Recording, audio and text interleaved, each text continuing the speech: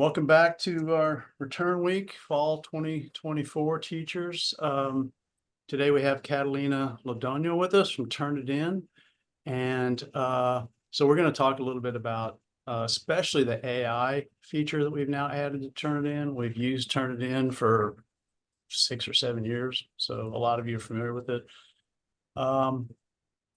So I just want to mention to you, those of you who are new with Turnitin, if the question comes up, can students cheat it? Yes, students can cheat anything they want to try to cheat. So really, what the approach I like is Turnitin, like our lockdown browser and other features, is part of creating a culture at Grayson College where students don't feel like they have to cheat in order to compete. So it's just part of priming them to not cheat and creating that culture of not cheating. Students who really want to cheat, if they're dedicated to it, then they're going to cheat. And I'm glad to see Mary Linder on. She's our longtime expert of Turnitin here at Grayson College. So she's a great addition. So hi, Mary. And so other than that, the only other preface I would make is I really encourage you to Turnitin, use it as a learning tool more than a policing tool. And we'll see in a minute when you have settings, when you set your settings on Turnitin, one of the options is to allow students to see their results immediately, and that makes it a learning tool for them instead of a sort of a gotcha tool or policing tool. That way, if you allow multiple submissions, they can see their first submission and see what their plagiarism score is going to be, and they may still be learning how to do citations or quotations or things like that. So it's really helpful at Grayson College if you think of it more as a learning tool than strictly a policing tool. So having said that, I'm going to turn it over to Catalina and she can walk us through Turnitin. All right. So let me share my screen. Okay. And just as you were saying, I was thinking this is such an appropriate title for today. So and a basic thing, and both the similarity report and the AI report, we are aiming to use them as formative tools. It's give the students, talk to the students, have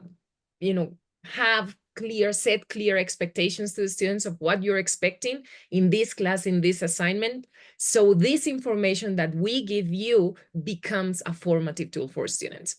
So with that, very quickly, this is the 3 things that we want to kind of check for today. First, kind of check the settings for the assignment via Canvas and use the AI tools that Turnitin has. I know that you're very familiar with Turnitin's similarity detection tools, so we won't be talking too much about them, just very quickly.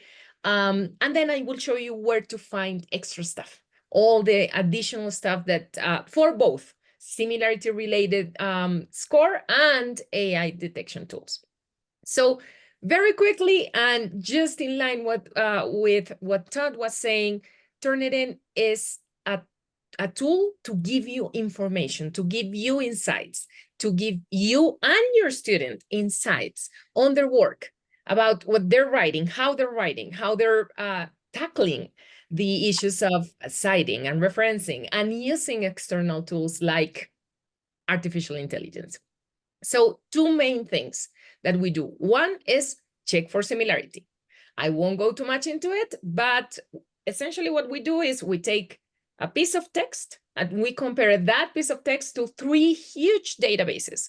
One is internet, current and archived. The other one is publications, and the other one is student work. So just wanted to bring this to your attention because this percentage, the similarity percentage, is based on number of words of this document. And the minimum count that we need to do this is 20 words. Oh, wow. Maximum is 800 pages, right? Think about 800 pages of text. That's a lot of text. Usually an assignment, thank God, is not 800 pages. Who would be willing to write that, right? But so between 20 words and 800 pages, that's roughly what we can do with similarity. And the number is based on word count, okay? And just very quickly, do you have in your minds, and you don't have to answer, but can you think of an acceptable similarity score? Do you have something in your policies? Might or might not. And kind of the answer behind this, on what I'm expecting is not really, because it's impossible to set. What is the assignment about? Is this a short story about a personal experience in my creative writing class, or is this a review of papers, a state-of-the-art type of paper, where you want a lot of citation and references? And you have, as a teacher, you have different expectations for different kinds of papers. Is this a 2-paragraph assignment, or is this a 100-page dissertation? So it is different. The percentage, there's no magic number, absolutely not. And that's very important to have. Now, if I were to change this question to a magic percentage of plagiarism, I do have an answer for that, and that one is 0. Because plagiarism is a loaded word, right? We don't want plagiarism. That's not a good practice. We can have similarity as long as everything is properly cited, and as long as it agrees with the goal of this assignment, we're good with similarity. How much? It depends. Plagiarism, not cool. And with that, I'm going to change a little bit gears, talking about the AI writing report.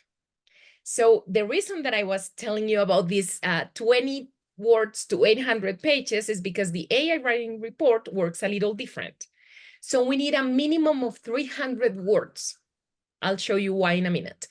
And the maximum is 30,000 words. So it is a little different what we can do with similarity and AI. So this is what the AI report looks like. We are going to highlight also what, according to our model, which is AI too, it's a large language model, same principle of ChatGPT, to give you an example. So we use a model, AI, to detect AI, fire with fire, okay? So we have an AI indicator, it's a percentage, but it works differently. It's not a percentage of words. It's not based on word count. I'll show you in a minute how we calculate that. And we have some other links to frequently asked questions and pedagogical resources I'm going to show you in a minute. So this is how it works, essentially. So we take a piece of text, the text of the student. It needs to be prose, and it needs to be in English, for now, at least. Okay, so we take that 300 or more words, and we split that into segments. Each segment, in this example, each segment is a little tiny sentence, but in real life, it's a little longer, okay? So we split that into segments of text, and we group them back. And we calculate for each one of those groups, we calculate a score, an AI score, with our model. Okay, so this couple of sentences, we calculate the score between 0 and 1, 0 being, according to our model, this was written by a human, and 1 being, this was written by AI, right? So we calculate that, and then we recalculate, because we reorganize those segments. So it's kind of a sliding window type of thing. So we are going to, at the end, we are going to have an average score for each one of the sentences, because they were grouped differently. So we do this again and again and again, several times, many times. And at the end, we have a score for each one of the sentences between 0 and 1. And if they go above a threshold that we set, then we are going to highlight it as written by AI. Now, recently, a couple of weeks ago, we introduced a different color here, because we are going to highlight 2 different things. One, it was written by AI, and the other one is, it is written using AI and then paraphrased using AI. So say written with ChatGPT and then use Quillbot to paraphrase it. So we are going to differentiate between those two things with two different colors. I'm going to show you in a minute, just kind of wanted to give you the idea of what we are calculating. The other thing is, what is it that we look for? So I'm telling you, we score it from 0 to 1 with our model. So it is not 100% accurate, and it won't be. It's a model calculating a model. Think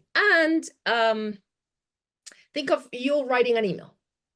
So you're writing, and then it completes your sentence. Based on what you're writing, it's completing the sentence. So looking forward to meeting with you.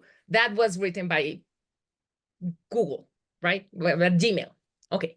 So essentially, this is how AI models work. So they predict what comes next based on what you've written before. Okay, that's a very simple way to put it. But you are used to it because you've written emails before and you've seen this. Okay, so bottom line is that AI it is predictable in a way as an email, right? Because it is using the information that you're giving to predict what comes next. And that's why sometimes it hallucinates and so on, because this is what it should be next. So that's what we're looking for. Now, with that being said, we know there is existing bias towards certain things. For example, and I'm a perfect example of that, non-native English speakers. We, like myself, we have a different vocabulary. It is what it is. I'm okay with it. So my vocabulary in Spanish is much stronger, of course. And we tend to be very standard in the way we write, non-native English speakers.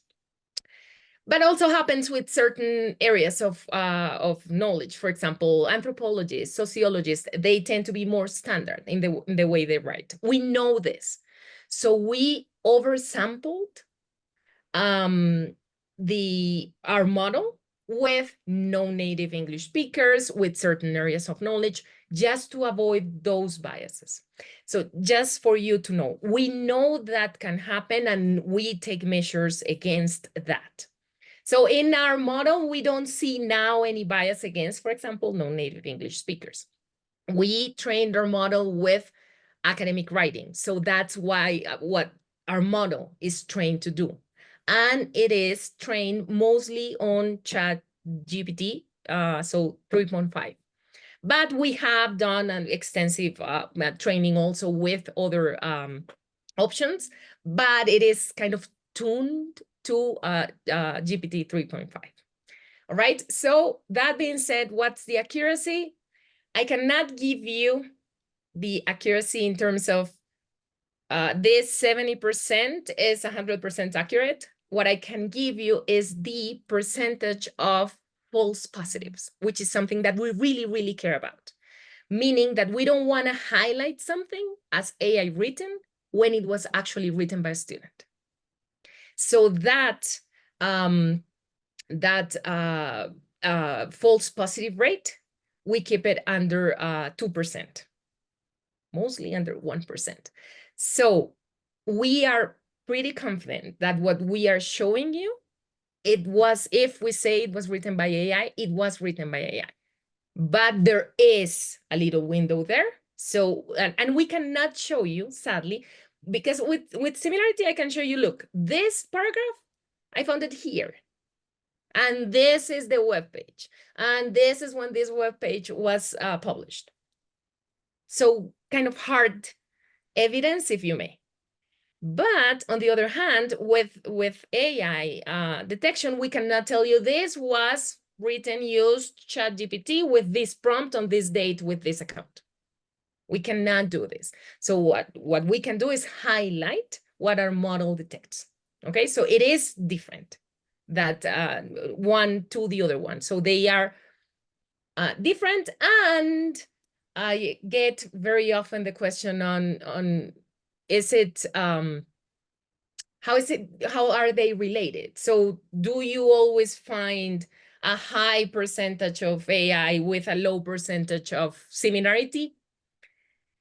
Not necessarily. So I'm going to show you in a minute. All right. So with that being said, any questions so far? We're good. All right. So with that being said, if we are going to create an assignment in Canvas, the AI detector comes with this similarity detector. So you have to add Turnitin to your assignment, and Turnitin comes with both. Okay, you cannot separate. So I'm going to get only AI. No, it doesn't work like that. So you get both. You are going to get both. And sometimes you're going to get only one. Say, for example, is in a language different than English, you get a similarity score, but you don't get an AI score. If it is too short, if it is too long. So just have that in mind when you create an assignment. And if you want either or both scores, then you have to create the assignment. Turnitin. You have to add Turnitin to your assignment. So how do you do that? Let's go to the assignments. And all right, so I have a lot of them, but I just want to create an assignment. I want to show you a couple of things here. So, right. So very important here, if you're going, there's things that you are used to. I'm not going to go to them. So if you want to put them in an assignment group that you have, if you want to assign points, because this is going to be graded at the end, you do your thing, regular stuff. Now here, very important. In submission type, it has to be online, because it's not, I'm going to show you here. So look at the menus that I have. If when I go to online and at either text entry or file uploads, either or, then magically this menu shows up. So it needs to be online and needs to have file uploads or text entry, so you can kind of activate Turnitin, right? So it shows plagiarism review, not my favorite word. If I were to choose, I would have chosen similarity review, but not me. So you choose Turnitin here. That's it. Very easy. And wait for 2 seconds. And these are a couple of things that you need to check. So one, is this going to the standard paper repository? So that means that all the assignments, all the submissions in this assignment, I mean, are going to the Turnitin paper repository for future matches. So sometimes if what we are doing is research papers, for example, that's what we need to check. And this research paper is the first draft, but we're going to send this several times to Turnitin. Maybe you don't want to index it in the repository just yet, because the second time you send it, it's going to show a high similarity percentage with yourself, which is maybe not ideal. You can exclude it, of course, but if this is something that you know it's going to go to Turnitin more than once, maybe you don't want it in the repository. If it is just a regular assignment, go ahead and store it, because you would see collusion, for example, because it's going to the repository, so it is there for future matches, future including in a minute, right? So if two students are submitting the same thing, or if two students are submitting the same thing for different classes, if you want to see that, then it needs to be stored in the repository. Okay, so you get to choose this on an assignment basis, one by one, which repositories you want to compare. So this is all related to similarity. If you want to do some exclusions that you're familiar with, so I won't go there. And if you want to save as default settings, because this is, most of my assignments are going to be this way. And the other thing that it's important is whether or not you want to show your students and when.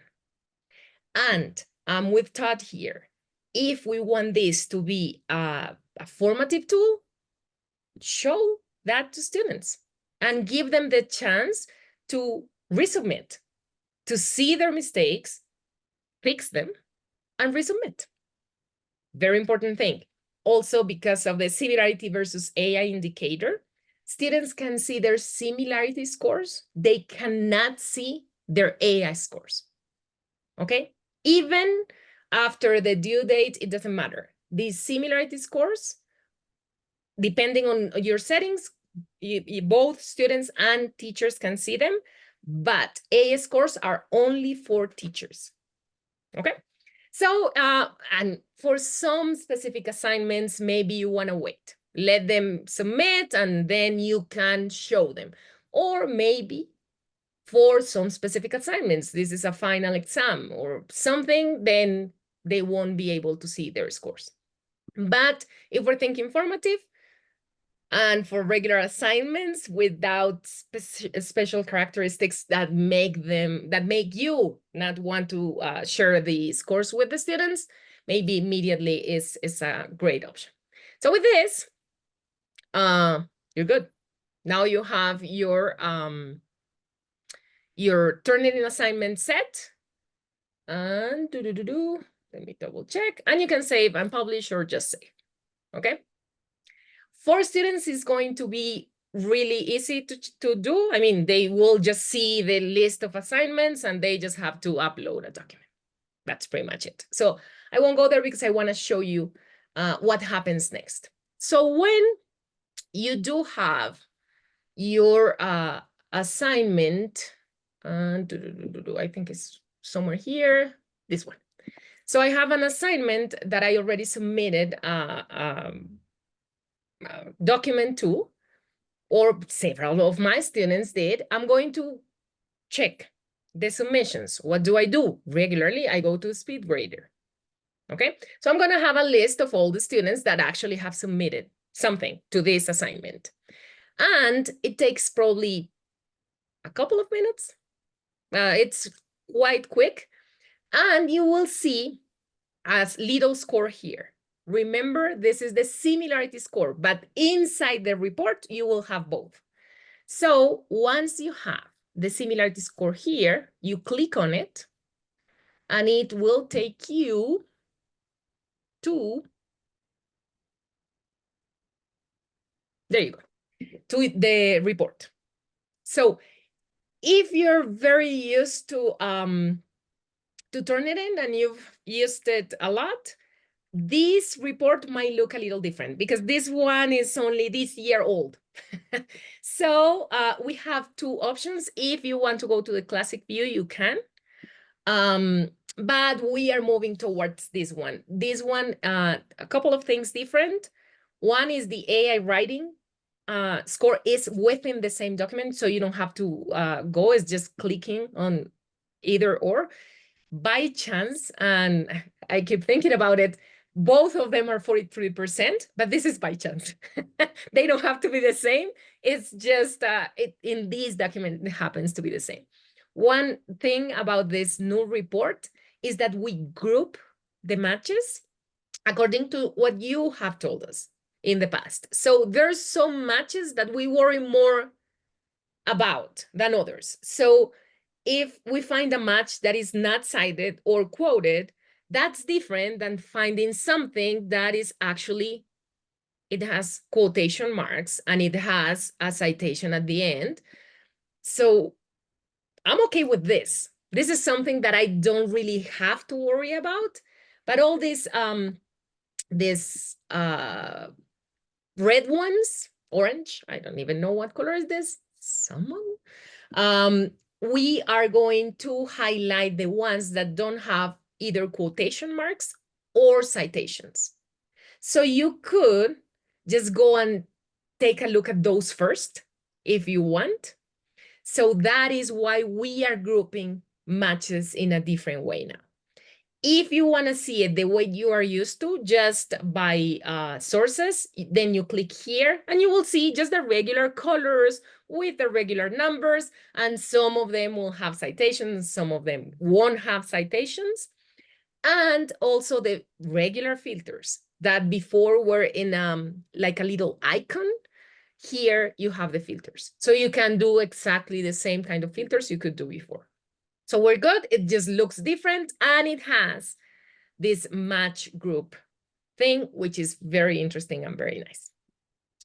Also, you have the flags. I'm guessing you're familiar with them, but flags are showing you white text in the color white, and replace characters, meaning characters in a different alphabet than most of the documents. So this document is mostly Latin characters. And then I copied this paragraph and I changed every letter A, but a Cyrillic A, which is Russian. Turns out that the A or the E, it's the same, looks the same for us, but it actually changes the word. So as you mentioned, Todd, if a student wants to cheat, they will cheat and they will find a way. And this is a way that we know they do, because if you Google or if you find YouTube or TikTok, how to cheat Turnitin, this is what they're going to get. So it is what it is. So we know that they can hide text with white. We know that they can hide text with different characters. So we just show you. It doesn't necessarily mean that the student is cheating, but if you see flags, take a look and see what's behind them. And finally, AI. So remember, there's two different colors. This green, turquoise, cyan, I don't know. Yeah. Something bluish green. This one is the one that we've been showing you for a while. So this means that it was written with AI. The purple means that it was written with AI and then paraphrased with AI. In this specific example, what I did, myself, my 43%, is I used ChatGPT to create a document, and then I went to Quillbot and changed the paragraphs. That's what I did. And that's what students do. So we are going to show you which parts of the document have either or. And the percentage, and I didn't tell you this, is not based on number of words, is based on number of segments. Remember how I show you how we split into segments? So it is 43% of the text, but we're not taking every single word. We're not counting words. You won't see here only a piece of a sentence, things like that. You will see chunks in general when we're saying AI, because of the way we calculate it, okay? And finally, because we have 2 minutes, here, when you are on AI, in the AI detector, you have frequently asked questions. Those are related specifically to our AI detector. So it will have the graph that I showed you on how we calculate it, all the updates we do to the system and things like that. So very specific to AI detection by Turnitin. And resources are not specific to Turnitin, they're specific to AI. So using AI in the classroom, what's the right percentage? Which there's no right percentage, right? We don't want to demonize using AI. Sometimes it's actually very useful. So how to have difficult conversations about AI with students, how to decide whether or not this assignment could have AI or not, those kind of things. So those are fantastic teaching resources about AI policy in the institution, those kind of things. So you will find here in resources, and guides is only explaining how the percentage, what the percentage means. So frequently asked questions about AI detection by Turnitin specifically, resources about artificial intelligence in the classroom. So those are those kind of resources. And if you want to go to guides, we have a resource center, and I show you here. And so these are the guides. We're talking about academic integrity tools, so you will find all kinds of information. And the other one is the help center, .turnitin.com. So you will find articles and things about not only AI, but also similarity and Canvas and your own way to access the tool and so on. All right. All right. Term 30. Any questions? I have a question, but I wanted to let any teachers get any of theirs first in case they need to leave.